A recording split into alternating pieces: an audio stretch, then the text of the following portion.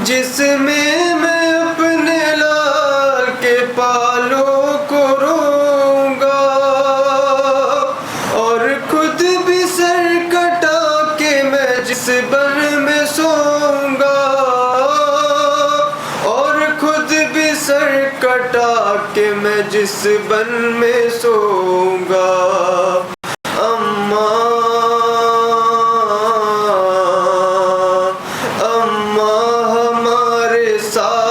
وہ بن دیکھنے چلو، زینب کے بازو میں رسن دیکھنے چلو، قاسم کو میرے سے کریں گے وہ پائمال،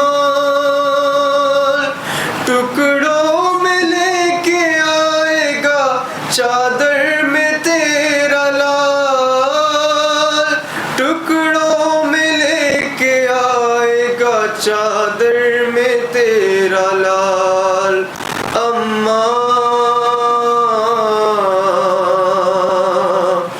اماں وہ لاش ابن حسن دیکھنے چلو، زینب کے بازو میں رسن دیکھنے چلو، اماں لہو لہان چمن دیکھنے چلو، زینب کے بازو میں رسن دیکھنے چلو۔ گھوڑے پہ جب سنبھل نہ سکے گا تیرا حسین، زخموں سے چور چور، زخموں سے چور ہو کے گرے گا تیرا حسین، زخموں سے چور ہو کے گرے گا تیرا حسین، تیروں پہ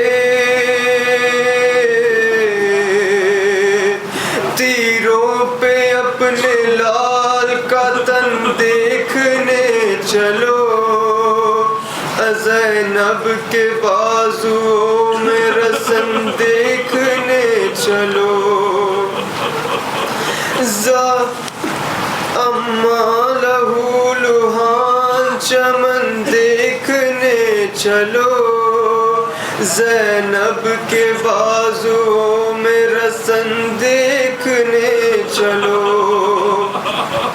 نیزہ جہاں لگے گا میرے نوجوان کو، تیرے ستم لگے گا جہاں بے زبان کو، تیرے ستم لگے گا جہاں بے زبان کو، رکھ کر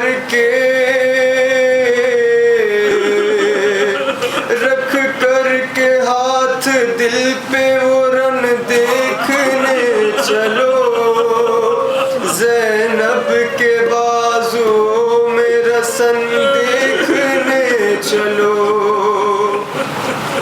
خود آپ جس کے ناز اٹھاتی تھی رات دن، پانی کا جام لا کے پلاتی تھی رات دن، پانی کا جام لا کے پلاتی تھی رات دن،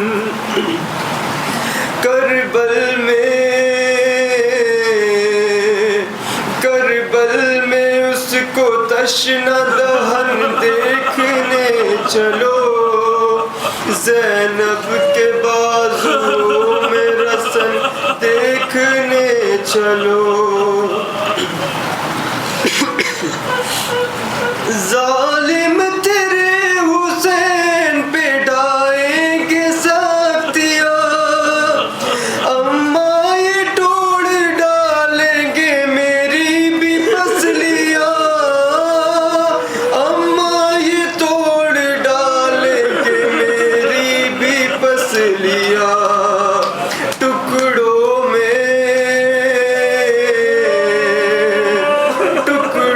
میں میرا سارا بدن دیکھنے چلو،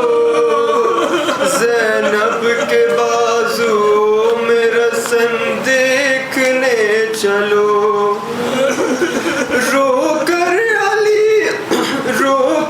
علی شان کی ماں سے التجا اڑ اڑ کے میرے سوگ میں وہ کھا کے کربلا اڑ اڑ کے میرے سوگ میں وہ کھا کے کربلا کیسے بنے گی میرا کفن دیکھنے چلو اماں لہو لہان چمن دیکھنے چلو درود بر محمد و آل محمد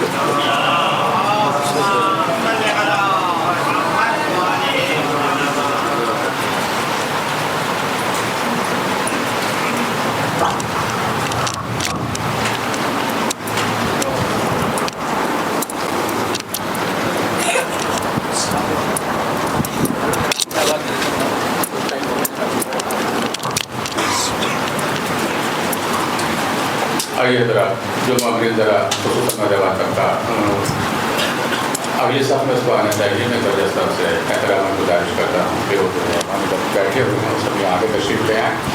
سامعین حضرات جتنے خطیب اور ذاکر سے نزدیک ہوتے ہیں ممبر سے اتنا ہی مجلس کا لطف زیادہ ہوتا ہے. بغیر کسی تکلیف کے سبھی معاملے سے التماس ہے کہ وہ آگے تشریف لے آئیں. یہ ہم نے کب کہا کہ ہماری یہ کربلا, یہ ہم نے کب کہا کہ ہماری یہ کربلا, حق بات تم کہو تو تمہاری یہ کربلا.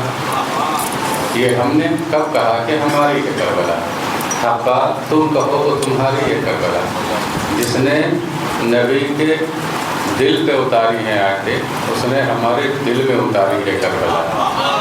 آئیے حضرات فخر الذاکرین عمدۃ المتکلمین خطیب شیخ و خطیب مثال خطیب العصر والزمان علی جناب مولانا سید انور عبد صاحب قبلہ کی بارگاہ میں التماس کرتا ہوں کہ شہید اعظم کا پروتہ شہزادے کے حضور پیش کرنے کے لیے ممبر ہوں. سبھی مومنین سے التماس ہے کہ بالہانہ ولائے اہل بیت سے سرشار جیتی جاتی نعرہ صلوات سے ان کا استقبال فرمائیں. نعرہ صلوات.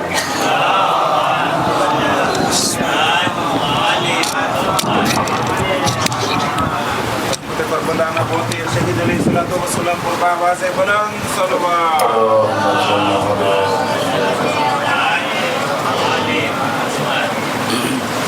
فاتحہ.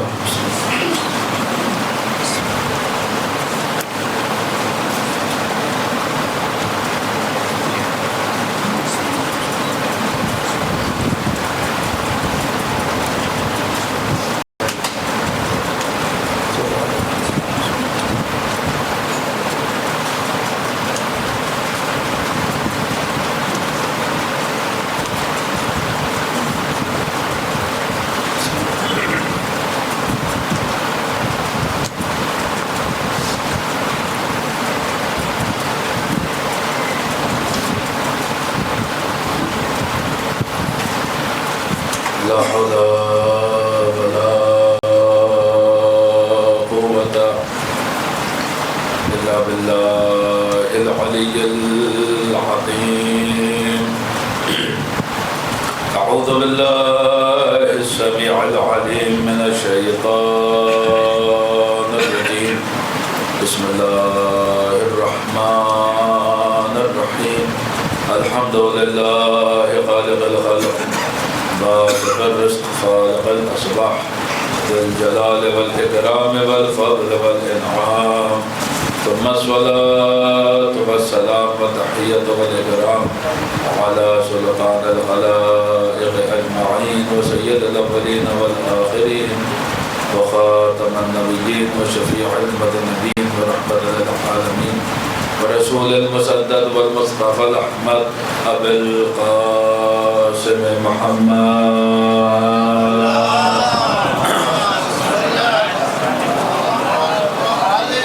وآله الطيبين الطاهرين المعصومين المظلومين المنتجبين المنتخبين الميامين الهادين المهديين الذين أذهب الله عنهم الرجس وطهرهم تطهيرا.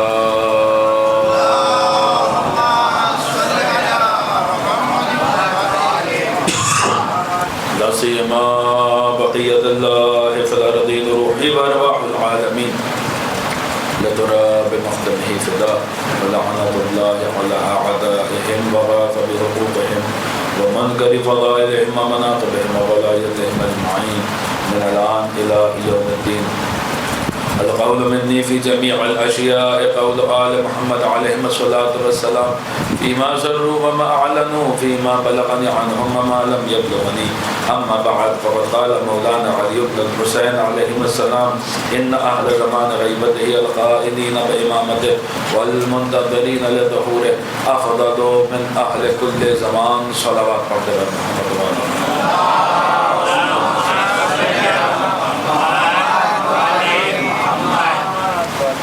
اسماعیل صاحب کی قبولیت کے لیے معصومین کے تشریف آوری کے لیے اور اس کی روحانیت میں مزید اضافے کے لیے دلی گہرائیوں سے ایک بلند ترین صلوات ارشاد فرما دے محمد.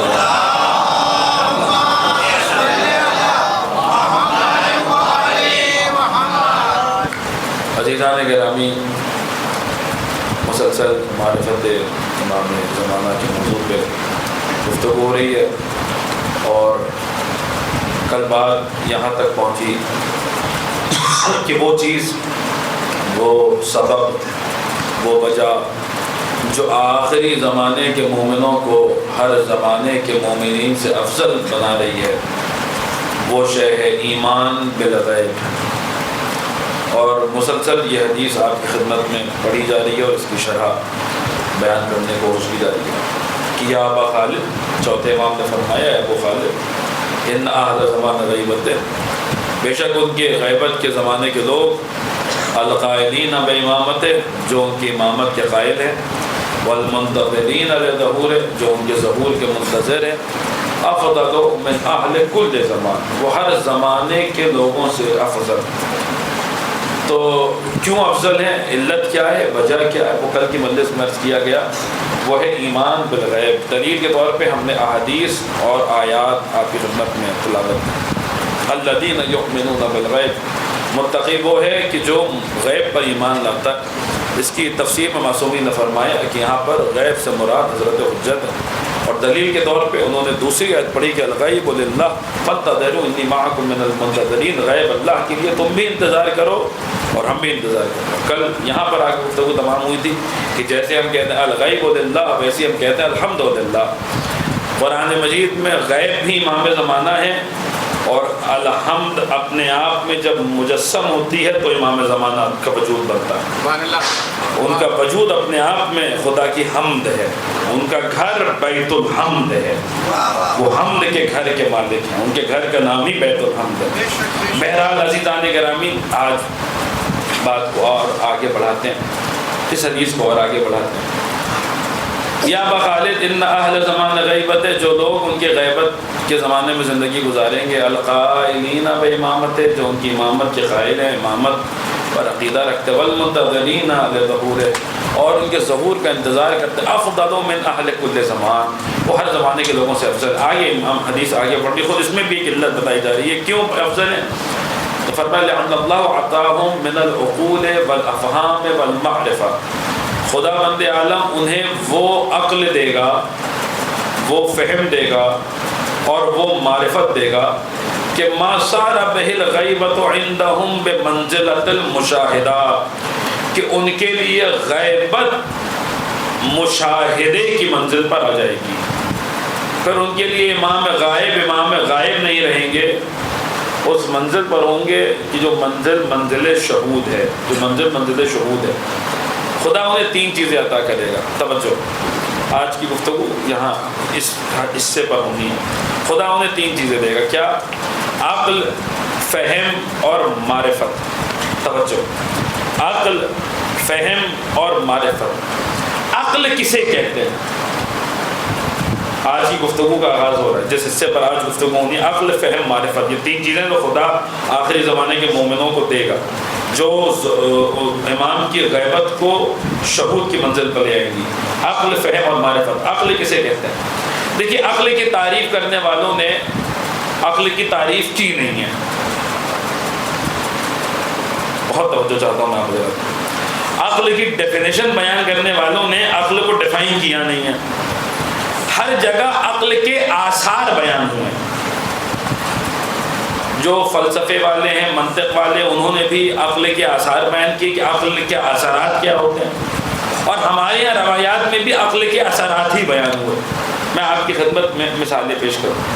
مثال کے طور پہ پوچھا گیا کہ عقل کسے کہتے ہیں، کہ پڑھی کتاب العقل، اصول کافی میں کتاب العقل پڑھی ہے، عقل کسے کہتے ہیں؟ تو امام نے فرمایا عقل وہ ہے جس کے ذریعے رحمان کی عبادت کی جاتی ہے، جس کے ذریعے جنت حاصل کی جاتی ہے، جس کے ذریعے جہنم سے بچا جاتا ہے۔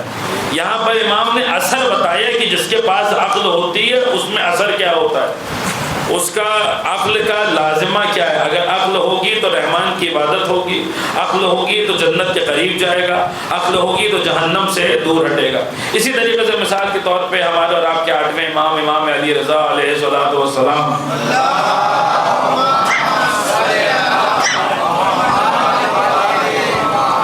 بیٹھے ہوئے مامون ملعون کے دربار میں، صلوات اور پڑھتے ہیں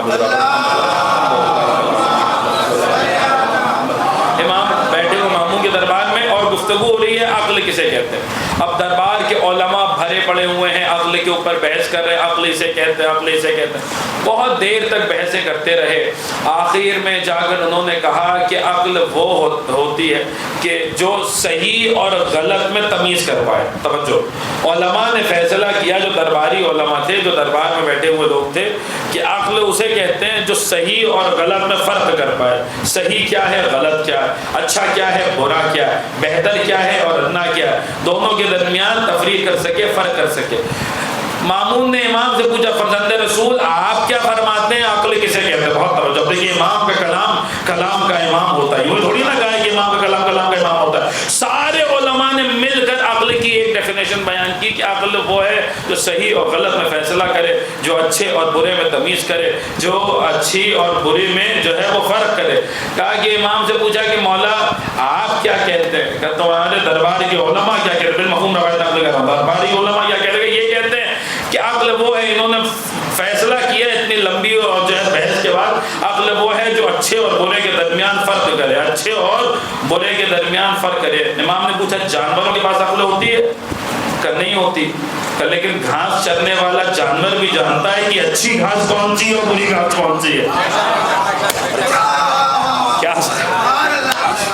ہم تھوڑی نہ کہتے ہیں کہ امام کا کلام کلام کا امام ہوتا ہے۔ کہ جانوروں کے پاس عقل ہوتی ہے کہ نہیں ہوتی؟ کہ جانور بھی جانتے ہیں اچھی گھاس کون سی ہے اور بری گھاس کون سی ہے، انہیں کون سی گھاس چرنی ہے کون سی نہیں چرنی۔ کہا پھر عقل کی تعریف کیا ہے؟ اب تو سارے علماء کی تعریف فیل ہو گئی، سارے درباری علماء کی تعریف فیل ہو گئی۔ کہا فرزند رسول پھر عقل کسے کہتے ہیں؟ امام نے پھر عقل کے آثار ہی بتائے، لیکن صحیح آثار بتائے۔ امام نے فرمایا جو دو اچھی چیزوں میں سے زیادہ بہتر چیز چن لے وہ عقل ہے، جو دو خراب چیزوں میں سے زیادہ خراب کو چھوڑ دے وہ عقل ہے۔ جیسے یہ جواب سنا تو مامون قائل ہو کہنے لگا یہ وہ شے ہے کہ جو انسانوں کے پاس ہے، کہ جو دو اچھی چیزوں میں سے بہتر اچھی چیز کو چن لے وہ عقل ہے۔ امام نے کے جواب پر پورا دربار قائل ہو گیا۔ امام نکلنے لگے تو ساتھ میں صحابی ہے، کہنے لگا مولا کیا جواب دیا ہے آپ نے بھرے دربار میں۔ اب دیکھیے یاد رکھیے گا یہ واقعہ کئی مرتبہ ہوا اس طریقے سے کہ امام نے دربار میں جواب دیا، نکلنے لگے تو ابو سلط حضرت ابو سلط جو مولا کے خادم تھے، انہوں نے کہا مولا کیا جواب دیا؟ تو امام نے ان سے یہی کہا کہ یہ جواب ان کے لیے تھا، تمہارے لیے نہیں ہے۔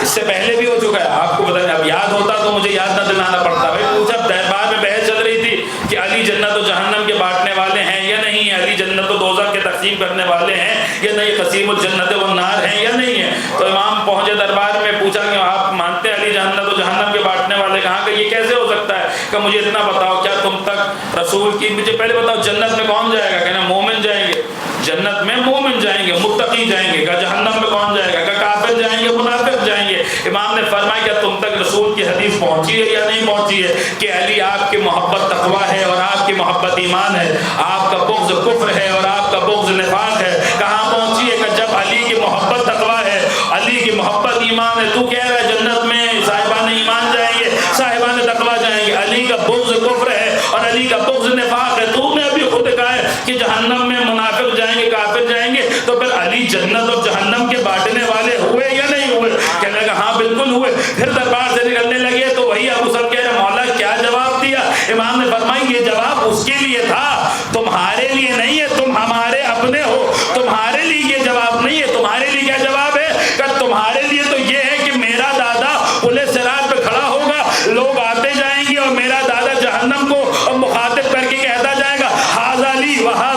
हाज़ा ली व हाज़ा लक, ये मेरा है, ये तेरा है, ये मेरा है, ये तेरा है। जिसे अली कह देंगे ये मेरा है, उसे कोई चला नहीं पाएगा, और जिसे कह देंगे ये तेरा है, उसे कोई बचा नहीं पाएगा।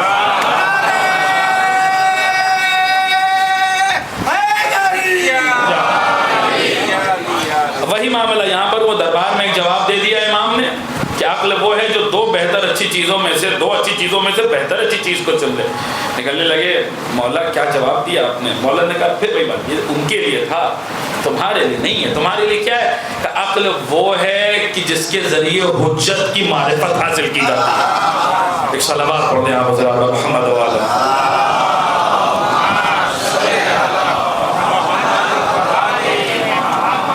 अक्ल वो है जिसके ज़रिए हुज्जत की मारिफत हासिल की जाती है। खुदावंद आलम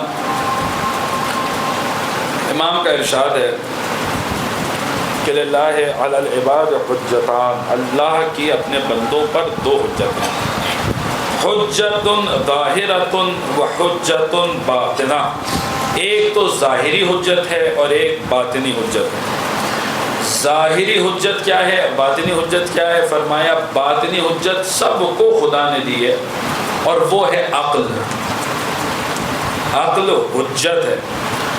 ज़ाहिरी हुज्जत औलिया हैं, अम्बिया हैं, अइम्मा हैं, ये ज़ाहिरी हुज्जत है। बातिनी हुज्जत क्या जो सबको मिली है, वो है अक्ल।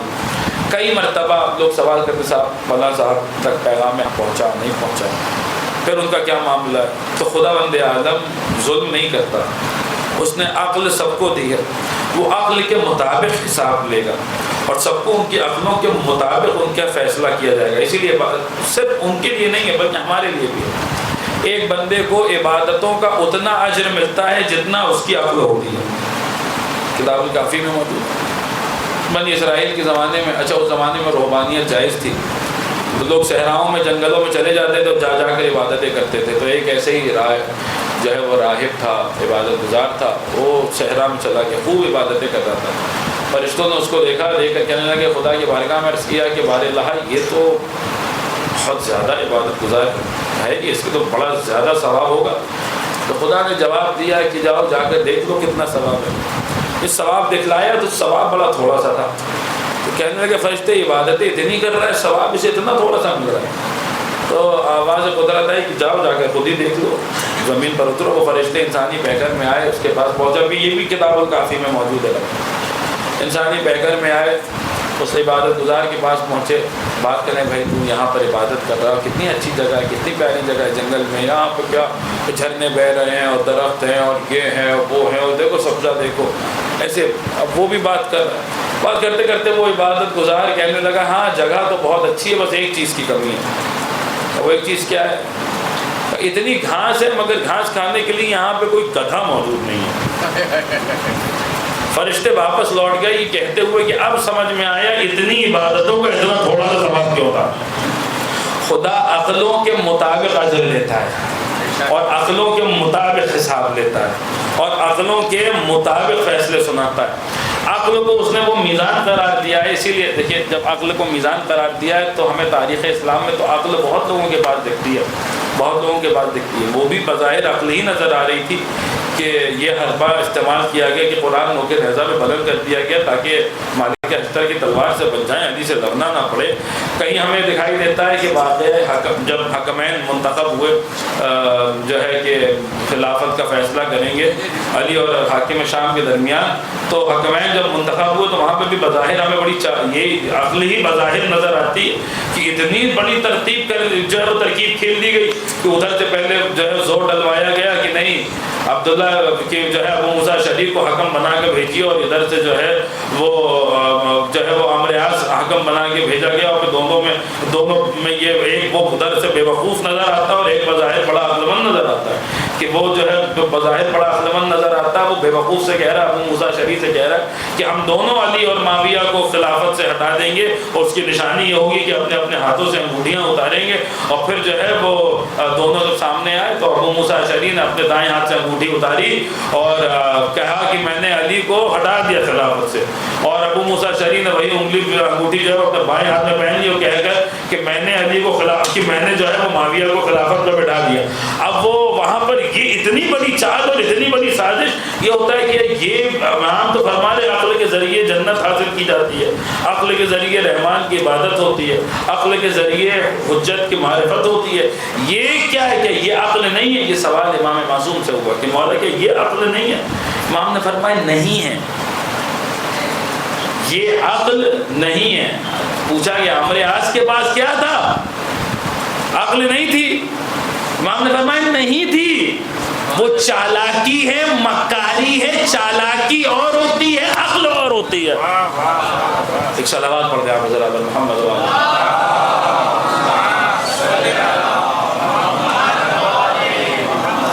چالاکی اور ہے اور عقل اور ہے۔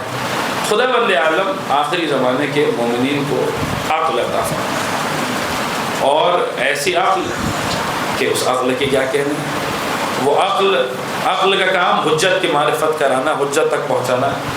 تو غیبت میں رہتے ہوئے یہ عقل ان کی حجت کی طرف رہنمائی کرتی ہوئی نظر آئے گی۔ یہ ایسی عقل خدا آخری زمانے کے ان خاص مومنوں کو عطا فرمائے گا۔ پہلی چیز کیا ہے؟ عقل۔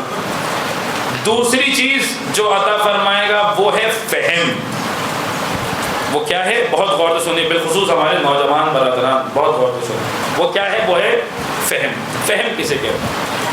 عقل کا انگلش میں ٹرانسلیشن ہوتا ہے انٹیلیکٹ، اور فہم کو انگریزی میں کہتے ہیں انڈرسٹینڈنگ۔ فہم اور شے ہے، عقل اور شے۔ فہم کسے کہتے ہیں؟ فہم کہتے ہیں انڈرسٹینڈنگ کو، سمجھنے کو۔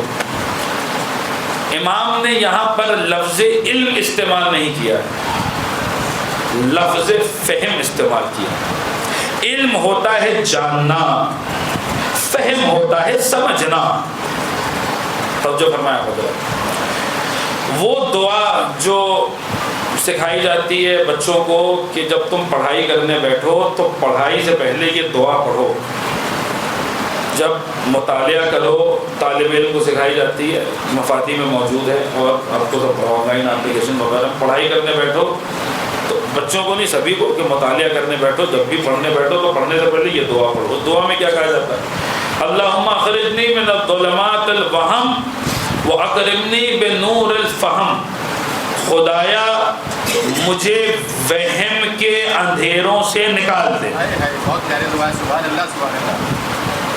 وہم کے اندھیروں سے نکال دے۔ وَأَكْرِمْنِي بِنُورِ الْفَهْمِ، اور مجھ پر فہم کے نور کے ذریعے کرم فرما۔ وہم کے اندھیروں سے نکال، فہم کے نور میں لے جا۔ ہم کتاب پڑھنے جا رہے ہیں، اور کتاب پڑھنے سے پہلے یہ دعا پڑھ رہے ہیں کہ مجھے وہم کے نور سے نکال، وہم کے اندھیرے سے نکال، فہم کے نور میں داخل کر دے۔ کیوں کر رہے ہیں؟ کیونکہ کتاب کا ہمیں جو کتاب یہ آل محمد کو سکھایا وہ طریقہ ہے کہ تمہیں رٹا نہیں مارنا ہے، تمہیں یاد نہیں کرنا ہے۔ میمورائز کرنا اور ہوتا ہے، سمجھنا اور ہوتا ہے۔ رٹا مارنا اور ہوتا ہے، اور اس کے مفہوم کو سمجھ جانا اور ہوتا ہے۔ آل محمد کی تعلیم یہ ہے، اس دعا کی تعلیم یہ ہے کہ جب تم کوئی چیز پڑھتے ہو تو تمہیں اس کے حفظ پہ دھیان نہیں دینا ہے۔ اصل چیز حفظ کر لینا نہیں ہے، حفظ سیکنڈری چیز، اگر تم کر لیتے ہو تو بہت اچھی بات ہے۔ اصل چیز حفظ کر لینا نہیں ہے، اصل چیز اس عبارت کے پیچھے چھپے ہوئے معانی اور مفاہیم کو سمجھ جانا ہے۔ اب اب یہ چیز ہر جگہ امپلائی ہوتی ہے. یہ آپ دنیاوی اعتبار سے اس کو سمجھنا شروع کریں. آپ جب کوئی کورس کا مٹیریل بچے پڑھتے ہیں تو اہل بیت ہمیں سکھا رہے ہیں اس دعا کے ذریعے کہ اس میں تم رٹا جو مارتے ہو, جو تم یاد کرتے ہو, تم حفظ کرتے ہو, یہ سیکنڈری چیز ہے, یہ بعد میں آتی ہے. پہلی چیز کیا ہے؟ پرائمری چیز کیا ہے؟ پرائمری چیز ہے اس کو سمجھ جانا, اس کے فہم کو حاصل کر لینا, اس کی انڈرسٹینڈنگ کو حاصل کر دینا. اب یہ پریکٹس روزمرہ کے اسکول کالجز کی پڑھائی سے شروع ہوگی اور قرآن اور احادیث تک آئے گی. قرآن اور حدیث کے ساتھ بھی یہی ہم لوگ کہتے ہیں صاحب ان کے یہاں جو ہے حافظ قرآن نہیں پائے جاتے, حافظ قرآن نہیں پائے جاتے. نہیں, پائے جاتے ہیں, لیکن ہمارے یہاں حفظ سیکنڈری چیز ہے. پرائمری چیز کیا ہے؟ اللہم اخرجنی من الظلمات الوہم واکرمنی بنور الفہم. خدایا مجھے قرآن کا فہم عطا کر. ایسے حفظ کا کیا فائدہ کہ پتہ ہی نہ چلے کہ قرآن کی آیتوں کے پردے میں کہاں کہاں علی چھپا ہوا ہے. صلوات پڑھیں حضرت محمد و آل محمد.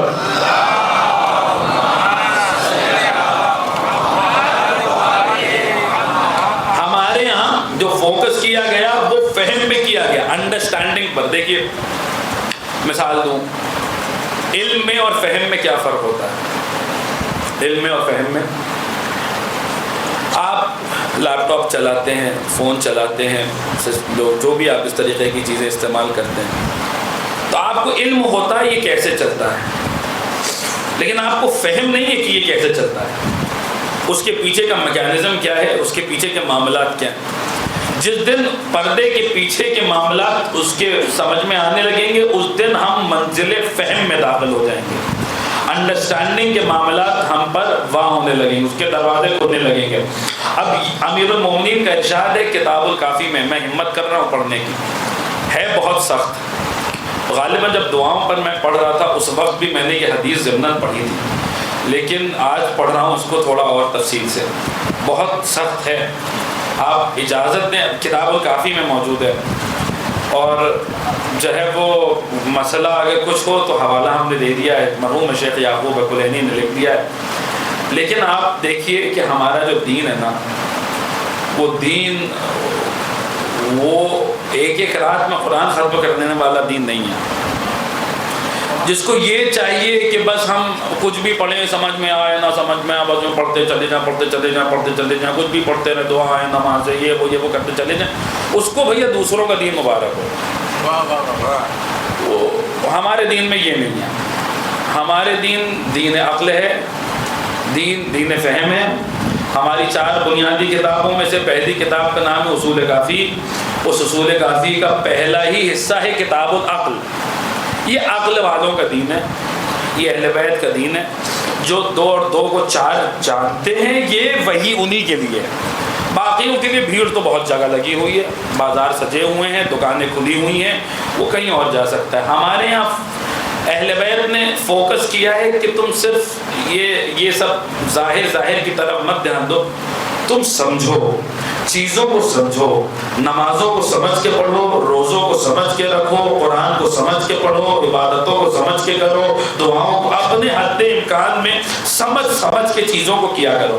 کتاب الکافی میں امیر المومنین کا ارشاد ہے کہ مولا نے فرمایا آگاہ ہو جاؤ اس قرت میں, اس پڑھ لینے میں کوئی خیر نہیں ہے, کوئی بھلائی نہیں ہے جس میں تفاہم نہ ہو.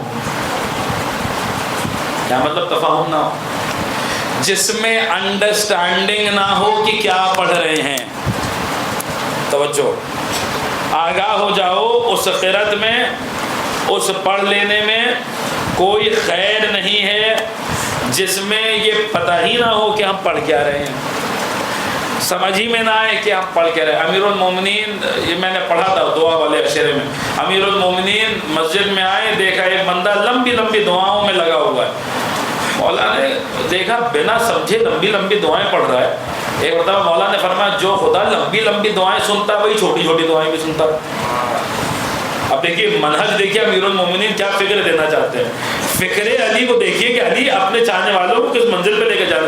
جو خدا لمبی لمبی دعائیں سنتا ہے وہی چھوٹی چھوٹی دعائیں بھی سنتا ہے. کیا مطلب؟ بنا سمجھے, کچھ سمجھ میں نہیں آ رہا, لمبی لمبی دعائیں پڑھنے سے بہتر ہے کہ چھوٹی چھوٹی دعائیں سمجھ کے پڑھی جائیں. میرے مولا نے 4 لائن, اس عشرے میں بھی یہ دعا کا ذکر آیا تھا کہ میرے مولا نے 4 لائن کی ایک چھوٹی سی دعا دی. بنا سمجھے لمبی لمبی دعائیں پڑھنے سے بہتر ہے سمجھ کے 4 لائن کی دعا پڑھ لو چھوٹی سی, یہ تمہیں زیادہ کام آ جائے گی. اور 4 لائنوں میں ایسی کون سی چیز ہے جو علی نے نہ مانگی ہو, ایسی کون سی دعا ہے جو علی نے نہ طلب کی ہو, ایسی کون سی چیز ہے جو میرے مولا نے جس کا ذکر نہ کیا ہو. مولا نے 4 لائنوں کی دعا دی, الحمدللہ علی کل نعمہ وصلی اللہ من کل خیر واعوذ باللہ من کل شر واستغفر اللہ من کل ذنب. خدایا ہر نعمت پر تیری حمد کرتا ہوں, تجھ سے ہر خیر طلب کرتا ہوں. ہر خیر میں سب کچھ آ گیا, دنیا کا رزق, اولاد اور دنیاوی مسائل, آخرت میں جنت, کوثر, توبہ, سبیل, آخرت کے مسائل. خدایا تو تیری ہر نعمت پر تیری حمد کرتا ہوں, تجھ سے ہر خیر طلب کرتا ہوں, ہر شر سے تیری پناہ چاہتا ہوں اور اپنے ہر گناہ پر تیری بارگاہ میں توبہ کرتا ہوں. مجھے بتائیے کون سی چیز رہ گئی, کون سی چیز ہے جو ان 4 لائنوں میں نہیں مانگی گئی, کون سی شے ہے جو اس دعا کے زمرے سے باہر چلی گئی. ارے لوگ حیران ہوتے 4 لائنوں میں علی نے ساری دعاؤں کو کیسے جمع کر دیا. ارے بھیا یہ تو دیکھیے کہ دعا دینے والا کون ہے, علی ہے. علی, ارے جو ایک قرآن, جو ایک نقطے میں پورا قرآن جمع کر سکتا ہے, اس کے لیے 4 لائنوں میں ساری دعاؤں کو جمع کر دینا کون سے بڑی بات ہے. تو فرمایا کہ آگاہ ہو جاؤ, اس قرت میں کوئی خیر نہیں جس میں تفاہم نہ ہو. جو پڑھو تو غور و فکر کے ساتھ پڑھو, انڈرسٹینڈنگ کے ساتھ پڑھو. آخری زمانے میں خدا عقل دے گا مومنین کو اور فہم دے گا. دیکھیے فہم بھی کوئی معمولی شے نہیں ہے. قرآن میں حضرت سلیمان کے لیے آیا فَفَهَمْنَاهَا سلیمان, ہم نے سلیمان کو فہم عطا کیا تھا.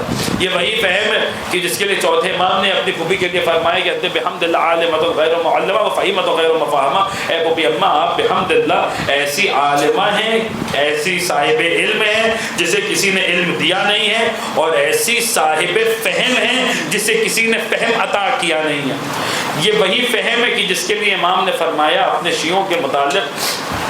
ہم سنتے ہیں شیعوں میں درجات ہوتے ہیں, مدارج ہوتے ہیں, کوئی نچلے درجے پر ہوتا ہے, کوئی بلند درجے پر ہوتا ہے. تو یہ فرق کیسے آتا ہے؟ تو کئی چیزوں کے ذریعے آتا ہے. ان میں سے ایک چیز یہ ہے کہ امام نے فرمایا اعرفوا منازل شیعتنا علی قدر روایتہم منا وفہمہم عنا. ہمارے شیعوں کی منزلت کو اگر تمہیں جاننا ہے اور سمجھنا ہے کہ ہمارے شیعہ کس منزلت پر فائز ہیں, تو دیکھو کہ وہ ہم سے کتنی روایتیں نقل کرتے ہیں. پہلی چیز, روایتوں کو نقل کرنا بھی بڑی چیز ہے. روایت, ابھی میں حدیث مکمل کر رہا ہوں, ایک اور حدیث اتنا سنتے چلیے. روایتوں کا, احادیث آل محمد کا بیان کرنا بھی بڑی شے ہے. گزر چکا ہے یہ کہ کلامکم نور, آل محمد آپ کا کلام نور ہے. احادیث کے ذریعے دلوں میں جو زنگ لگ جاتے ہیں وہ زنگ ٹھیک ہو جاتے ہیں. احادیث کو نقل کرنے کا معاملہ یہ ہے کہ پوچھنے والے نے امام سے پوچھا کہ مولا ایک بندہ ہے جو آپ ہی کے چاہنے والوں میں سے مگر عبادت گزار ہے, بہت زیادہ عبادتیں کرتا ہے, اور دوسرا ہے جو آپ کی حدیثوں کو نشر کرتا ہے. ان دونوں میں سے افضل کون ہے؟ تو امام نے فرمایا الراویۃ لحدیثنا یشد بہ قلوب شیعتنا افضل من الف عابد. ہماری حدیثوں کی روایت کرنے والا, ایسی حدیثیں جو ہمارے شیعوں کے دلوں کو مضبوط کرتی ہیں. شیعوں کے دل اہل بیت کے فضائل سے مضبوط ہوتے ہیں, ہمارے شیعوں کے دلوں کو مضبوط کرتی ہے. ایسی حدیثوں کا روایت کرنے والا جو ہمارے شیعوں کے دلوں کو مضبوط کرتی ہیں, وہ ایسے 1000 عبادت گزاروں سے افضل ہے جو ہماری حدیثوں کو روایت نہیں کرتا. صرف حدیثوں کو روایت کرنا ہے, سمجھنا نہیں ہے کہ نہیں. امام نے فرمایا ہمارے شیعوں کی منزلت کو جاننا ہے تو یوں سمجھو کہ وہ ہم سے کتنی روایتیں نقل کرتے ہیں, وفہمہم عنا, اور ہم سے ان روایتوں کا کتنا مفہوم لیتے ہیں, کتنا فہم لیتے ہیں, ان روایات کو کتنا سمجھتے ہیں.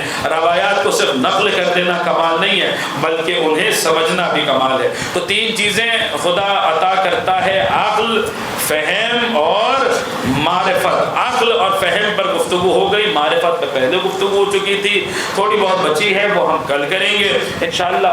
کہ جب یہ تینوں چیزیں جمع ہو جاتی ہیں آخری زمانے کے مومنین میں، عقل، فہم اور معرفت، تب خدا ان کے لیے غیبت کو بے منزلہ مشاہدہ قرار دیتا ہے.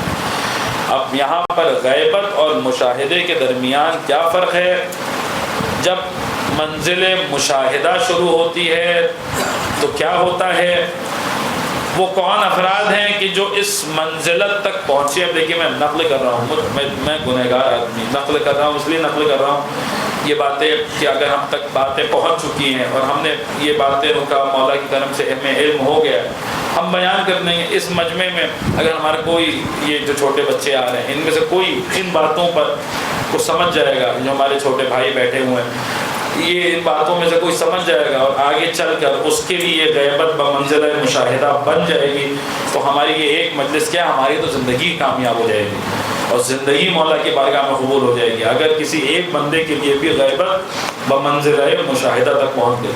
وہ لوگ کہ جن کے لیے غیبت بمنزلہ مشاہدہ ہوئی ہے ان کی تفصیلات بہت زیادہ تو نہیں ہے، لیکن جتنی ہم تک پہنچی ہیں روایات کی روشنی میں ہم آپ کی خدمت میں انشاءاللہ پیش کرنے کی کوشش کریں گے. ایک صلوات پڑھ دیں محمد و آل محمد.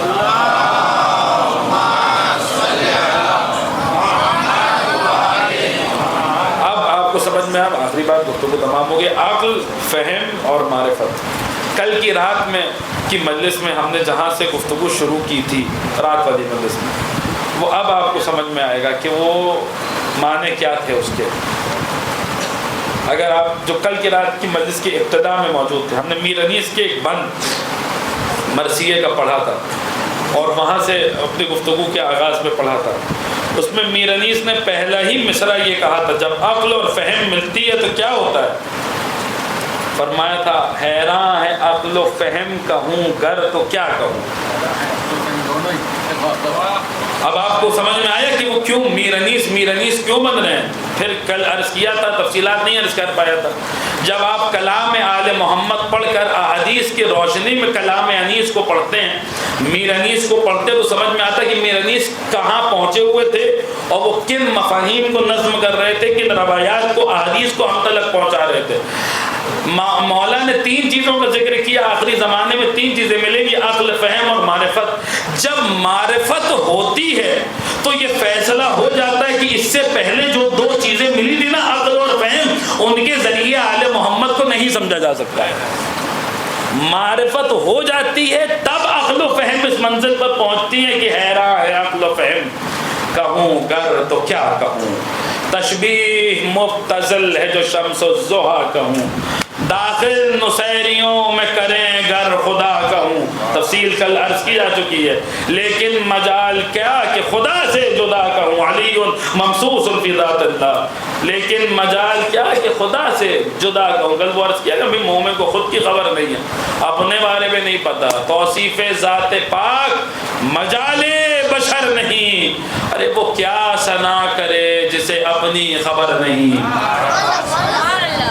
اب وہ اس لیے عرض کیا کیونکہ یہ مطابقت آ گئی تھی عقل، فہم اور معرفت. عزیزان گرامی گفتگو تمام ہو گئی، بات تمام ہو گئی. ہمارے شیعوں کی منزلت کو جانو کہ وہ ہم سے روایات کتنی نقل کر رہے ہیں اور ہم سے ان روایات کا فہم کتنا لے رہے ہیں، انڈرسٹینڈنگ کتنی لے رہے ہیں. پڑھ لینا نقل کر دینا کمال نہیں ہے، اس کو سمجھنا کمال ہے. ایک لمحے کا اچھا غور و فکر 70 سال کی عبادتوں سے بہتر ہے. یاد رکھیے گا ان روایات پر غور کرنا، ان حدیث پر ہم مجلسیں جو پڑھتے ہیں، جو کچھ بھی یہ حقیر یا فقیر بیان کرتا ہے اور دیگر علماء بیان کرتے ہیں، اسے سن لینا کمال نہیں ہے، سننے کے بعد اس پر غور کرنا، اس پر تفکر کرنا یہ کمال ہے. بہرحال عزیزان گرامی، ایام عزاء اور یہ 4 محرم کی تاریخ،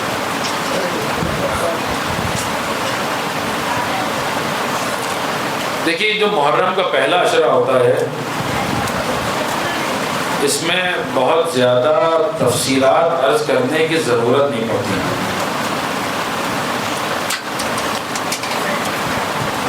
آپ میں سے کئی بزرگ اس بات کے گواہ ہوں گے، ہم نے بھی اپنے بچپن میں یہ ایسے عزادار دیکھے، بس ان سے اتنا کہا جاتا تھا کہ آج محرم کی چوتھی ہو گئی، ان کی آوازیں بلند ہو جاتی تھی۔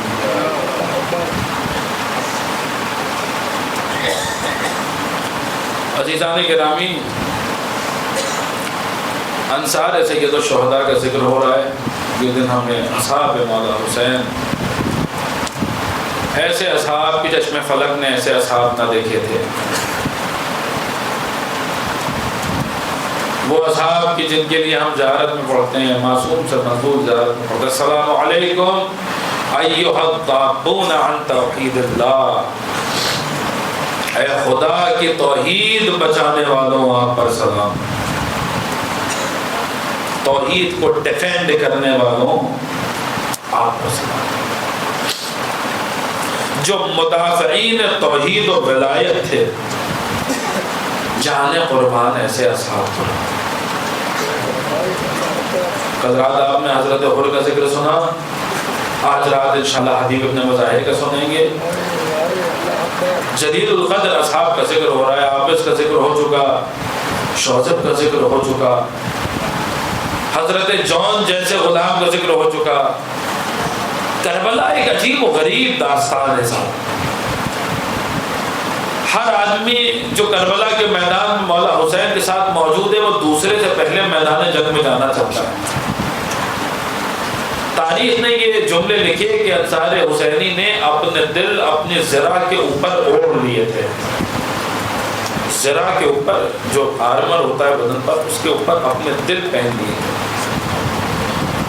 ایسی میدان میں جانے کی خواہش اور ایسا خود کو سید الشہداء پہ قربان کر دینے کا جذبہ کہ تاریخ حیران رہ گئی اس منظر کو دیکھ کر۔ انہی افراد میں سے ایک اور غلام ہے جس کا نام میں نے ڈھونڈا مگر مجھے کتب مقاتل میں نام نہیں ملا، یہ ہو سکتا ہے کہ مجھ سے کہیں کوتاہی ہو گئی ہوگی، نہیں ہو پایا، لیکن بس اتنا ذکر ملا کہ مولا حسین کا ایک غلام تھا جس کا تعلق ترکی سے تھا، اور لکھنے والوں نے لکھا غلام ترکی۔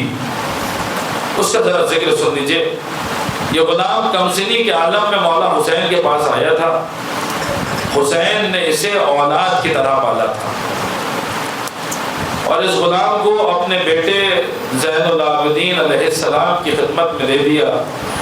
یہ چوتھے امام کی غلامی میں رہا اور ان کی خدمت میں رہا۔ آل محمد کا گھرانہ ہے کہ جہاں غلام کو غلام نہیں رکھا جاتا، کنیز کو کنیز نہیں رکھا جاتا۔ آپ سن چکے ہیں فضا صبح اس عالم میں کرتی تھی کہ حسنین ماں کہتے تھے، سیدہ بہن کہتی تھی۔ قمبر کو علی نے غلامی میں یوں رکھا کہ لباس خرید رہے ہیں تو بہتر لباس قمبر کو پہنا رہے ہیں، اور پھر یہ کہیں قمبر کے دل میں احساس نہ ہو کہ مجھے غلامی میں اچھا لباس دے دیا ہے، تو فرما رہے ہیں کہ قمبر تم جوان ہو، ابھی تمہارے ابھی دن ہے کہ تم اچھے لباس پہنو۔ اس طریقے سے آل محمد اپنے غلاموں اور کنیزوں کو رکھتے ہیں۔ یہ جو غلام ہے اسے چوتھے امام کی خدمت میں تو دیا، لیکن کبھی اس کو احساس غلامی نہ ہونے دیا۔ سیدہ کے لیے آپ سنتے رہتے ہیں نا کہ فضا اور سیدہ میں یہ طے ہوا تھا کہ ایک دن میں گھر کا کام کروں گی، ایک دن تم گھر کا کام کرو گی۔ انہوں نے غلاموں کو کبھی غلام نہیں رہنے دیا، کنیزوں کو کبھی کنیز نہیں رہنے دیا۔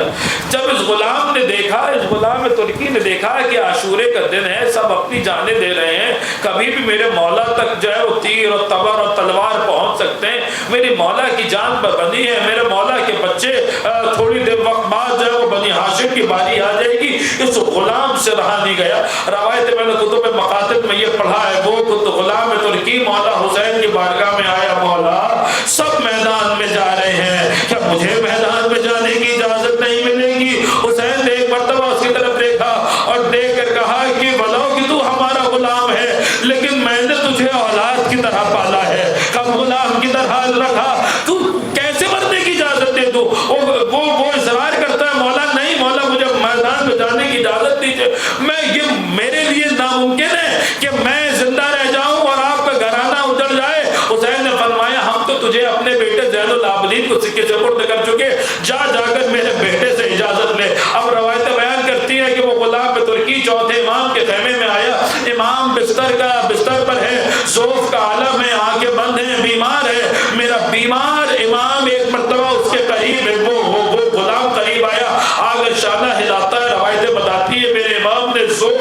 آنکھیں کھولی، آنکھیں کھول کے دیکھا کہ غلام ترکی موجود ہے. وہ کہتا ہے کہ میرے مولا کیا اجازت ہے کہ آپ کے بابا پہ اپنی جان قربان کر دوں؟ چوتھے باپ نے فرمایا اگر میرے بدن میں طاقت ہوتی میں میدان میں جاتا، لیکن کیا کروں کہ ذوف نے مجھے میدان میں جانے سے روکا ہوا ہے. ارے تو خوش نصیب ہے کہ میرے بدن میں طاقت ہے.